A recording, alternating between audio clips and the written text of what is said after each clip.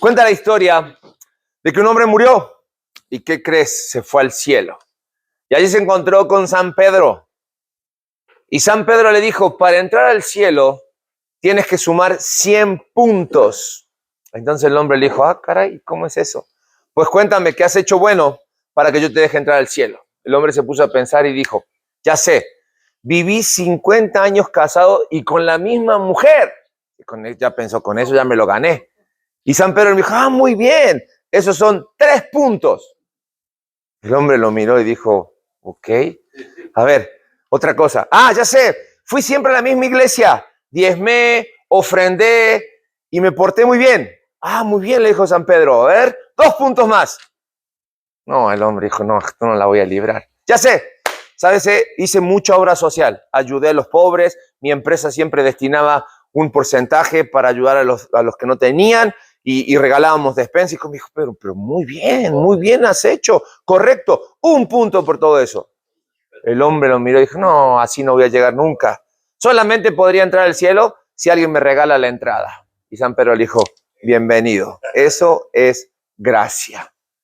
Y hoy vamos a hablar de este atributo de Dios, la gracia de Dios, un don no merecido, algo o aquellas cosas que recibimos de parte de Dios que realmente no merecemos. Pero antes de entender la gracia de Dios, quiero que todos juntos podamos leer un versículo en la palabra de Dios que nos va a dar un poco de luz acerca de cómo entender la gracia de Dios. Generalmente la gracia de Dios nosotros la pensamos o realmente podemos decir, ¿cierto? La relacionamos, esa es la palabra que buscamos, la relacionamos con qué en nuestras vidas. ¿Qué es lo que recibimos por gracia de parte de Dios? ¿Qué es lo que recibimos de Dios como un regalo? La salvación. Generalmente pensamos que gracia y salvación es como que es como el top de la gracia. Es como que la gracia opera en salvación y ya, y ahí se queda la gracia. Pero no, déjame decirte algo. Nosotros como cristianos tendemos a pensar así. No está mal, porque la salvación, íbamos a ver que la salvación es por gracia, es ese don, ese regalo no merecido de parte de Dios. Pero la gracia es más de cómo Cristo llega a nuestras vidas. Si la gracia, que lo que vamos a estudiar hoy como este atributo divino que Dios comparte con nosotros y quiere que nosotros lo compartamos, la gracia debe estar en nuestro caminar diario. En nuestro diario vivir debe ser quien impulsa nuestras vidas. Eso es, o eso va a ser, debe ser en nuestra vida la gracia de Dios. Filipenses capítulo 2, versículo 13. Pues Dios trabaja en ustedes y les da el deseo y el poder para que hagan lo que a Él le agrada. Dios trabaja en ustedes para que tengan el deseo de hacer lo que a Él le agrada, lo que a Él le agrada. ¿Por qué quiero hablar o por qué quería leer como introducción Filipenses capítulo 2, 13? Porque cobra mucho sentido cuando entendemos que la gracia es ese atributo que le pertenece a Dios y que opera en varias formas. Vamos a ver un versículo que habla acerca de esto un poquito más adelante, ¿sí? Pero que sin embargo, debemos entender que al final la gracia opera en nuestras vidas favoreciéndonos. Sin embargo, nosotros debemos dejar que la gracia inunde nuestra vida para que nosotros podamos realmente vivir, como dice la palabra de Dios, haciendo lo que Dios le agrada. Hoy vamos a descubrir algunos aspectos y vamos a responder algunas preguntas, en especial cómo experimentamos la gracia de Dios en nuestras vidas para poder compartirla.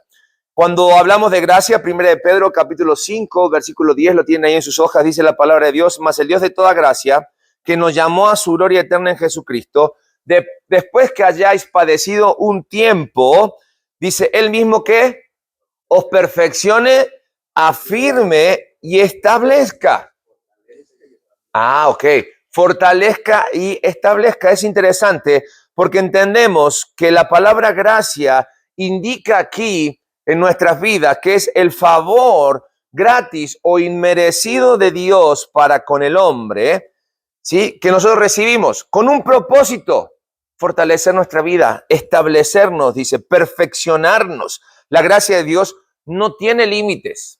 Y la gracia de Dios concede salvación a todos los que se acercan a Dios mediante Jesucristo. Esa es la realidad en nuestras vidas.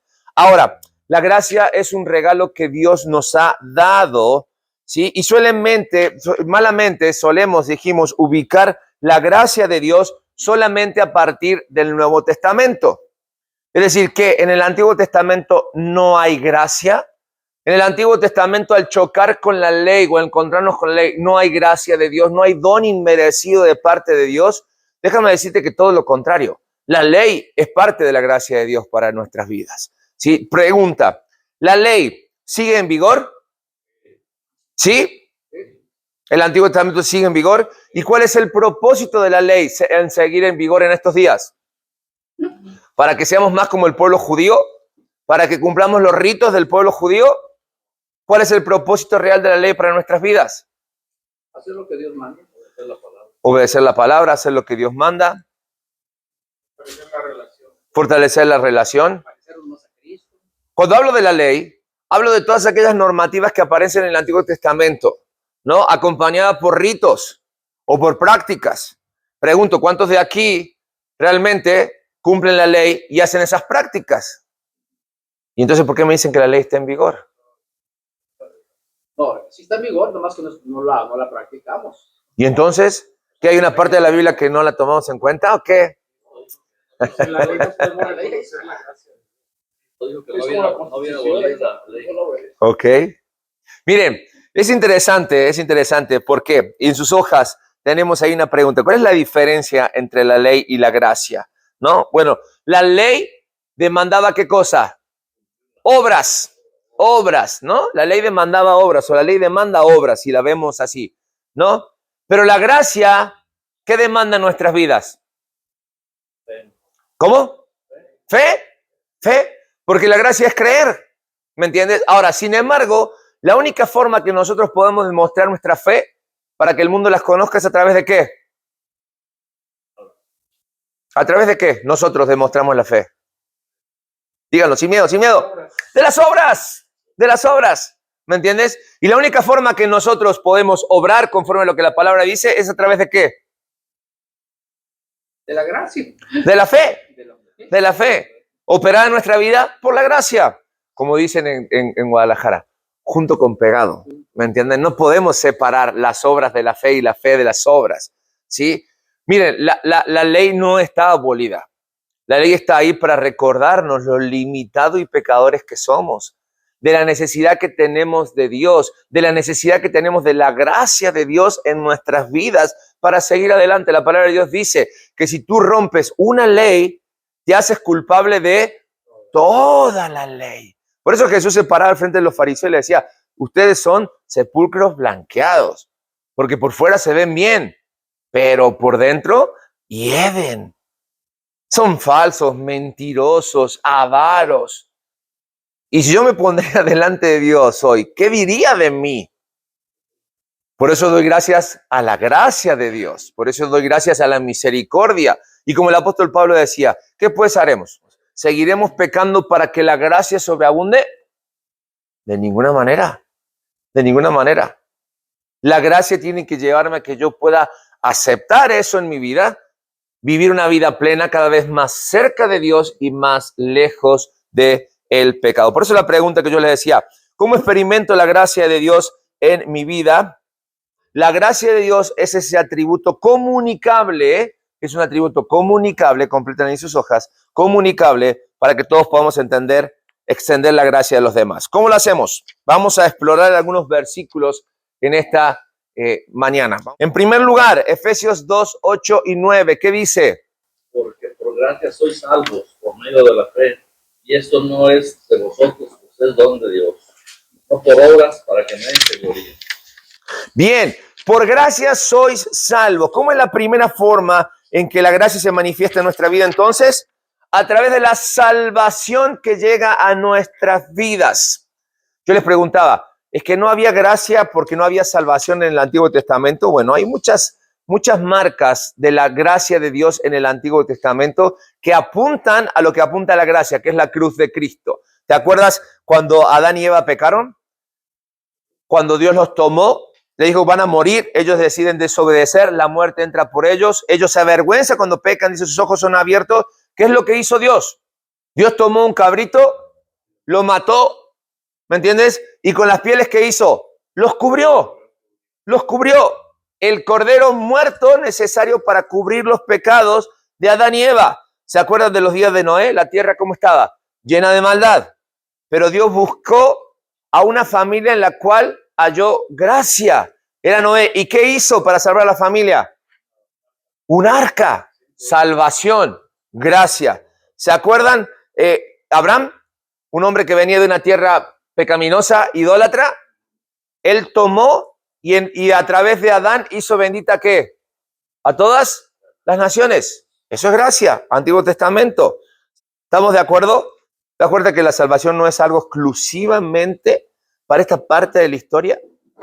La gracia no es solamente un periodo de tiempo que se extiende, como muchos dicen, de la cruz hacia adelante, sino que la gracia está presente desde siempre, apuntando a un mismo lugar, apuntando a la cruz de Cristo, a la salvación, a la redención de pecado, al perdón. Y siempre es Dios obrando, porque ni Abraham, ni Moisés, ni Lot, ni Adán, ni Eva hicieron nada por ser salvos. Al contrario, actuaban como condenados, como tú y yo. Por eso la salvación es por gracia, no por obras. Yo no hago obras para comprar ni para merecer la salvación. No somos salvos por obras, pero sí somos salvos para buenas obras. Y las buenas obras que menciona el mismo Efesios para que andemos en ellas, que Dios puso de antemano. No necesariamente es ayudar a una viejita a cruzar, ¿me entiendes? La calle, no necesariamente alimentar a los pobres. Esas son obras sociales que salen de nuestra moral, que nosotros ayudamos porque Dios provee, tenemos y damos. Las buenas obras tienen que ver con decidir obedecer cada día la palabra de Dios. ¿Por qué? Porque tengo una deuda enorme con Dios que se llama salvación, que llegó a mi vida por gracia, de lo cual yo no hice nada porque ni siquiera creí, sino que fue el Espíritu Santo que me impulsó a aceptar y a creer. Pero ya cuando estaba vivo, porque como muerto no podía creer. ¿Entendemos este punto de la gracia de Dios?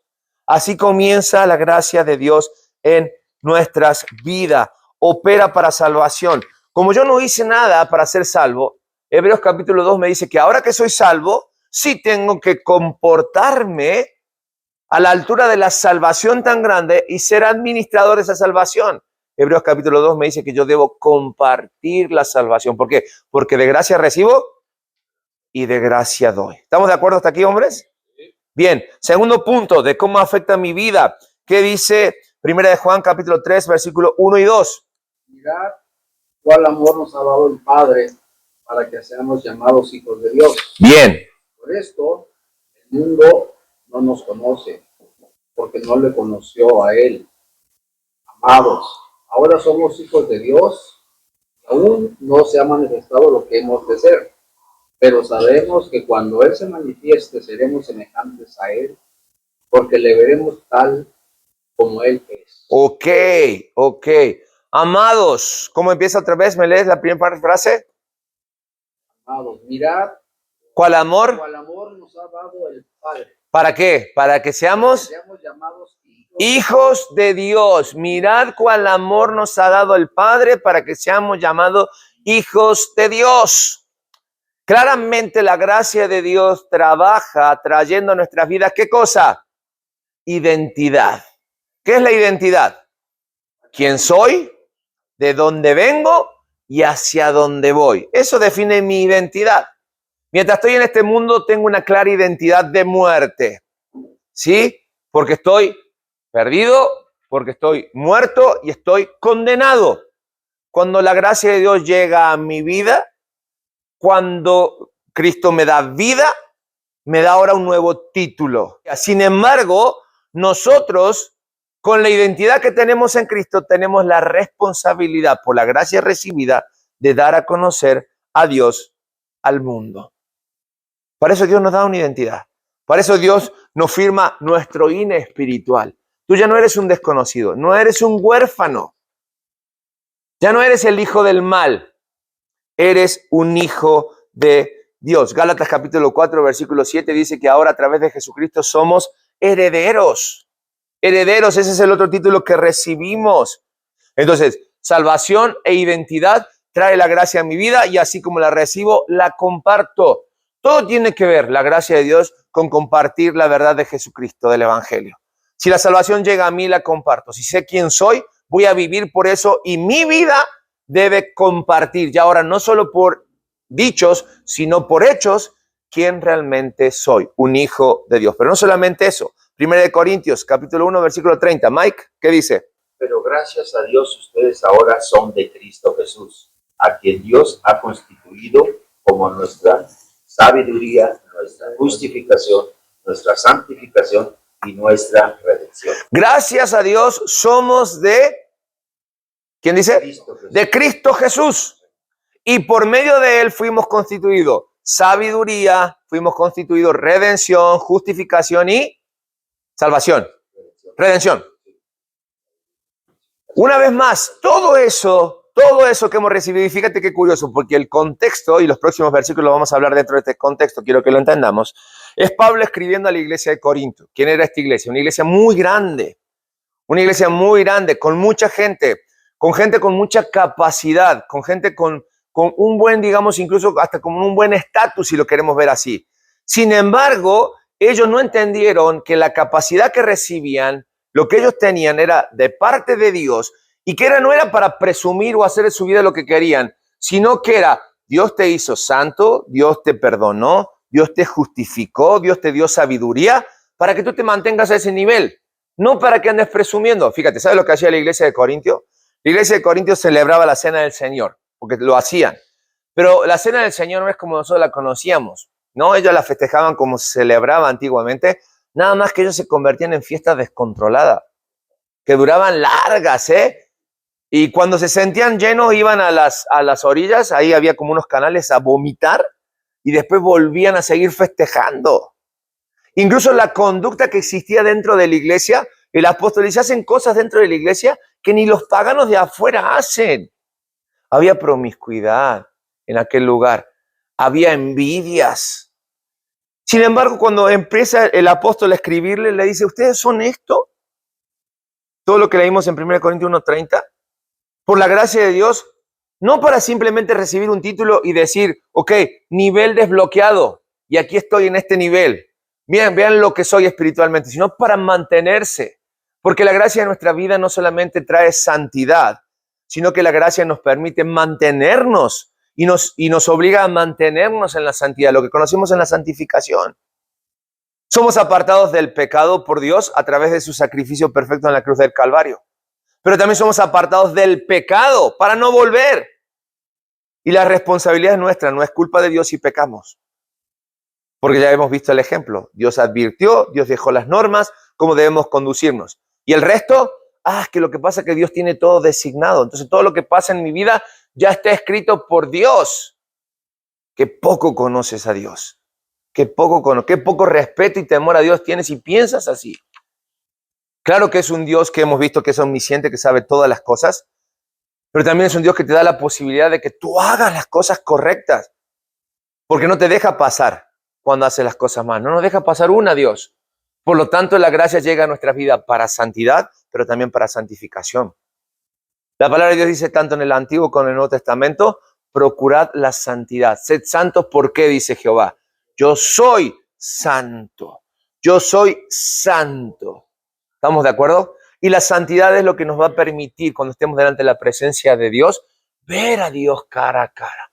Una conducta correcta en nuestro diario proceder. La santidad no es vestirse de blanco y tener una aureola que brilla en nuestra cabeza, sino es vivir dignamente como un verdadero hijo de Dios en nuestro día a día, en nuestro trabajo, con nuestra familia, con nuestros amigos, en nuestra propia intimidad, en nuestra relación con nuestras esposas, con nuestros hijos. Hacer lo que realmente a Dios le agrada, hablar como a Dios le agrada. ¿Entendemos esto? Entendemos cómo la santidad no es algo místico, sino que es algo que impulsa nuestro día a día y nos lleva a hacer las cosas que agradan a Dios, las cosas correctas. Porque hay una responsabilidad, y esa responsabilidad tiene que ver con la santificación. Que vivo y contagio a otros. Contagio a otros. Sí, a otros cristianos a ser santos como tú. Y a los no cristianos a vivir esa vida amargada según ellos, improductiva, lejos de vicios. Pero qué bien se te ve cuando lo haces, ¿no es así? No es así. Nosotros venimos a ser piedra de tropiezo al que se pierde, sí. A eso vino Jesús. A eso vino Jesús. Cuando marcó en nuestra vida cómo debemos estar, dijo, en este mundo tendréis aflicciones, pero no se preocupen. Y esas aflicciones tienen que ver con que no encajamos en este mundo, porque no somos de este mundo. 4. Seguimos en este contexto de 2 de Corintios ahora. 2 de Corintios 2:9. Doc, ¿lo tiene ahí? ¿Qué dice? Pues también con este fin os escribí para poneros a prueba y ver si sois obedientes en todo. Con este fin os escribí para ponernos a prueba si sois obediente en todo. ¿Qué tiene que ver? Cuando leemos 2 de Corintios, vamos a ver que el apóstol Pablo ya en esta carta, segunda, porque Pablo escribió más de 2 cartas a los corintios, Algunas se recuperaron, otras no, otras se juntaron para hacer 2 cartas. Les escribió un montón a los corintios. Y lo que quería era, la primera, resaltar el hecho de lo que Dios les había dado. Y en la segunda es que lo que Dios te dio, ponlo en práctica, vívelo, vívelo. Por eso el apóstol dice, te escribo para ver si puedes ser obediente en todo. Ahora, ¿qué forma práctica que nos cueste, crees tú que realmente nosotros podemos poner en obediencia lo que Dios espera que nosotros hagamos? ¿Qué es lo que más nos cuesta como hombres? ¿Qué es lo que más nos cuesta? Obedecer. Obedecer, sí, claro. Por eso dice que sean obedientes en todo, definitivamente. Pero la obediencia que busca Dios es conforme, ¿se acuerdan cuando le preguntaron a Jesús, a ver, Jesús, ¿tú qué opinas? ¿Cuál de todos es el mayor de los mandamientos? ¿No? ¿Te acuerdas? Y dijo, amarás al Señor tu Dios con todo lo que tú eres. Y el segundo es igual de importante, que tiene que ver con ¿qué? Amarás a tu prójimo como a ti mismo. Podemos decir, pues el amor. Pero el amor, ¿cómo lo demostramos día a día con el prójimo? ¿Cómo demostramos el amor diario al prójimo? Respetándolo, ayudándolo. ¿De qué forma lo ayudamos, Doc? ¿Cómo ayudamos a las personas? ¿Cómo le llamamos a eso cuando no esperamos nada a cambio? Y pensamos en Jesús. Caridad. La caridad, sí, pero la caridad tenemos otro nombre dentro de la iglesia. Misericordia. ¿Ok? Son acciones que nos llevan a tener que Filipenses capítulo 2. Dice que Dios se humilló y tomó forma ¿de qué? De hombre y luego se hizo siervo. Pablo lo que está diciendo a los corintios es que la gracia se demuestra y afecta en tu vida directamente tu servicio. Es servir a alguien es ponerse por debajo de. ¿Sí? Servir a alguien es ponerse por debajo de, a disposición de. Y Pablo lo que está diciendo a los corintios, yo quiero ver si me son obedientes en todo, porque ya he visto que las grandes cosas las hacen, pero los detalles que marcan tu vida y la vida de los demás es el servicio. Cuando tú le das a alguien algo que alguien no espera y que a ti te va a costar, pero sin embargo lo vas a disfrutar. ¿Por qué? Te va a costar porque no tiene una remuneración, te va a costar porque no tiene un elogio, te va a costar porque no tiene un halago. La gracia que opera en nuestras vidas debe definitivamente afectar nuestro servicio, porque ahora somos esclavos por amor, somos siervos por amor.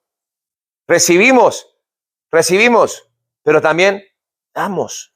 ¿Me entienden? Estar dispuesto a compartir de esa gracia de Dios en nuestras vidas. Por eso, ¿cómo afecta entonces la gracia en mi vida? Me afecta en salvación, me afecta en identidad, me afecta en santificación, pero también afecta mi servicio. 5. Y me ha dicho, bástate en mi gracia, porque mi poder se perfecciona ¿en qué? En mi debilidad. ¿Quién está escribiendo aquí? Pablo sigue escribiendo.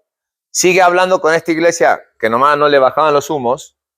Y Pablo les recuerda, a ver, yo fui Saulo. ¿Y quién era Saulo?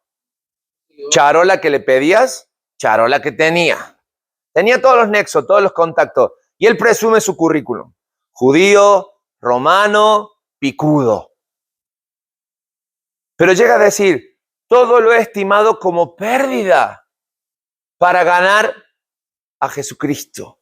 Al punto de decir que él entendió que lo que gloriaba a Dios era que él fuera dependiente de Dios. Eso es mi debilidad. Porque es allí donde Dios se manifiesta en nuestras vidas. En mi vulnerabilidad, en mi humildad.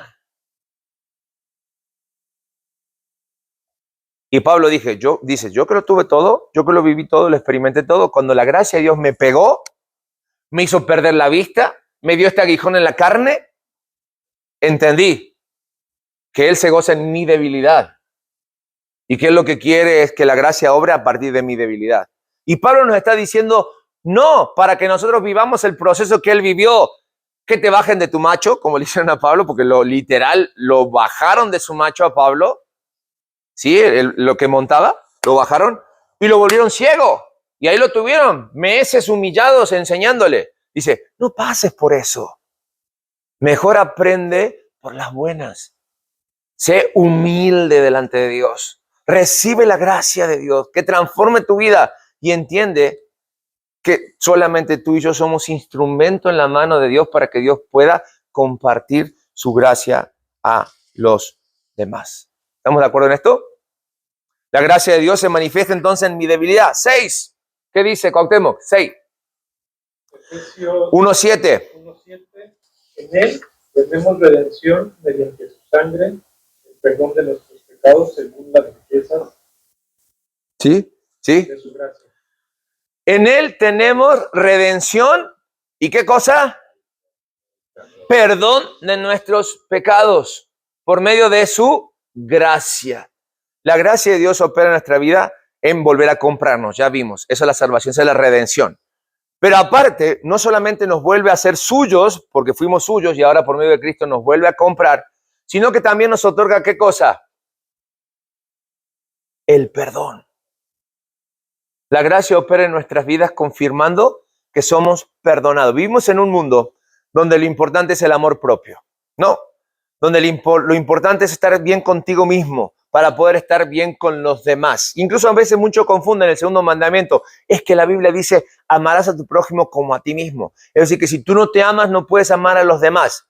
Pero no está hablando necesariamente de esa autoestima, de ese amor propio que se tiene que tener uno mismo, uno hacia uno mismo, sino que habla de la capacidad que tiene el perdón en nuestra vida para empezar y resetear nuestras vidas. ¿Sabes por qué muchas veces nos cuesta amar? No porque no nos amamos a nosotros mismos, sino porque no nos hemos perdonado a nosotros mismos. Esa es la realidad de falta de amor en nuestras vidas. ¿Sí? Es un pensamiento egoísta. No es falta de amor, es falta de perdón. Aun cuando Cristo ha perdonado nuestros pecados, nosotros seguimos revolcándonos, lamiéndonos las heridas. ¿Me entiendes? Seguimos haciendo menos porque no nos perdonamos, porque no nos creemos dignos. Y no te estoy hablando de que tú te pongas de pie y te sientas orgulloso, sino que realmente te creas lo que eres. Eres salvo, eres hijo de Dios, eres llamado por Dios para realmente ser santo, para servir a los demás, para que Dios se glorifique en tu debilidad, para hacerte fuerte a través de tus debilidades, pero no para andar mendigando el amor de Dios, sino para entender que Él lo extendió a nosotros y lo extendió por medio de perdón. Si hay algo que nos cuesta como hombres, y no me dejen mentir, varones, es perdonar. Y creemos que, ¿mande? O perdonamos, pero no se nos olvida. Es que perdonar no es olvidar. Perdonar no es olvidar. La definición de perdonar o lo que tiene que ver es aprender a vivir con las heridas que nos causaron aquellas personas que nos lastimaron, con las cicatrices ya cerradas, ¿sí? Cuando tú veas la cicatriz que alguien te lastimó, tú puedes decir, lo perdono por amor de Dios, por amor a Dios, por amor a la persona. Porque si no perdonas, al primero que no está perdonando eres a ti. Si te cuesta perdonar es porque todavía no estás perdonado. No has entendido la inmensidad de la gracia de Dios, ese don no merecido. Incluso el don del perdón es parte de la gracia. Es el regalo de Dios, el cual permite que no solamente nos reconciliemos con Dios, sino que reconciliemos aquellas relaciones perdidas en el huerto. ¿Te acuerdas? Con nosotros mismos, con los demás, con la creación y obviamente con Dios. Las 4 relaciones que el pecado vino a romper. Sin embargo, dice que Dios nos reconcilió. Y no solamente nos reconcilió, sino que la palabra de Dios nos dice, no solamente nos perdonó, sino que en Colosenses capítulo 1, versículo 19, ¿qué dice? Colosenses 1, 19 y 20. ¿Cuánto agradó al Padre que habitase todas las cosas? De él, de todas las cosas. Agradó al Padre que en Él. ¿Quién es Él? Que en Jesucristo habitase, ¿qué cosa? Toda plenitud, para que por medio de Jesucristo, ¿qué obtengamos por gracia? Reconciliación. Otra vez, como dijéramos en Guadalajara, junto con pegado. Llega el perdón y llega la reconciliación. ¿Qué cosa reconcilió? Ahí lo dice claramente Colosenses. ¿Qué es lo que reconcilió? Sigue leyendo, por favor. Todas las cosas. Tierra, cielo. Haciendo la paz mediante la obra de la cruz.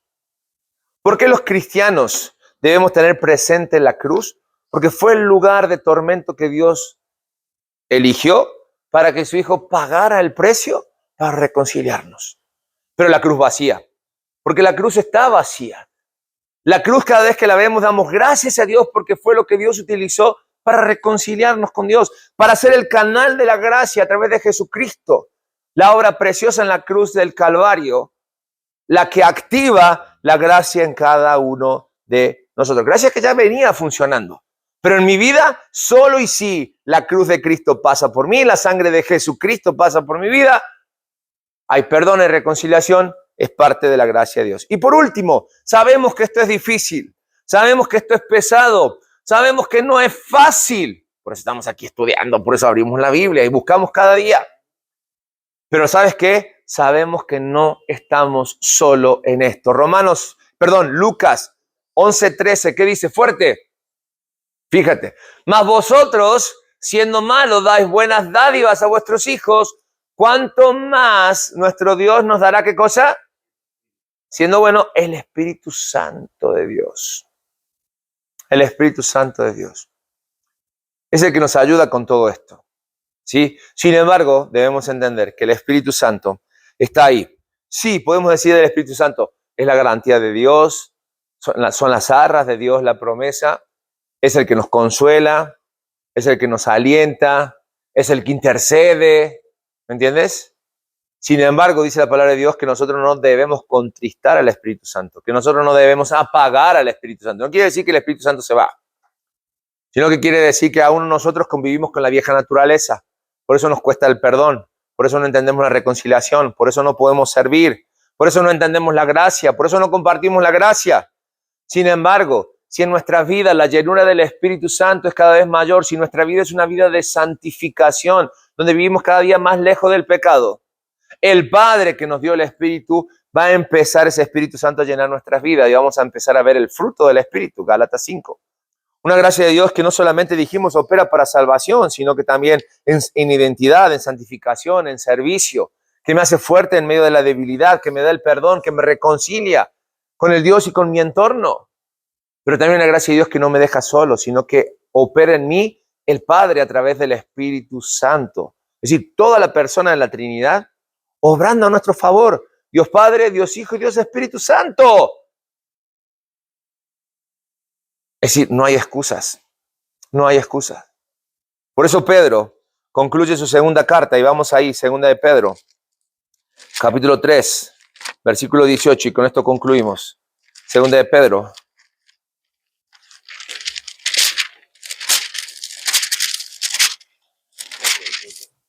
(3:18)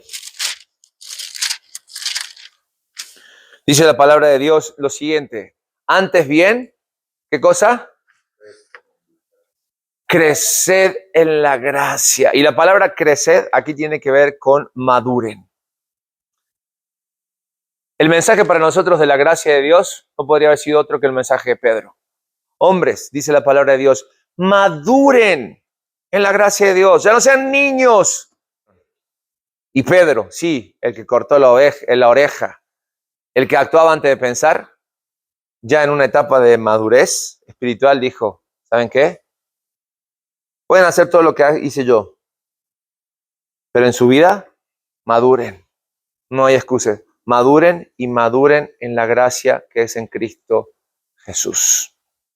Gracias Dios por esta oportunidad increíble de estar frente a tu palabra y de al llegar a ella poder leer y ver cómo tú tienes grandes cosas preparadas para nosotros. Señor, tu gracia que se aplicó en nuestras vidas para salvación, oye, demanda que nosotros compartamos a los demás y prepara nuestros corazones, no solamente para recibir, sino también para compartir. Para que al crecer y al madurar en tu gracia entendamos que tenemos un propósito de vida. Es honrarte a ti a través de la obediencia y a través de compartir la gracia con los demás. Haz de este grupo de hombres un grupo de hombres valientes que sin esperar nada a cambio decidan servir a los demás compartiendo la verdad de Jesucristo.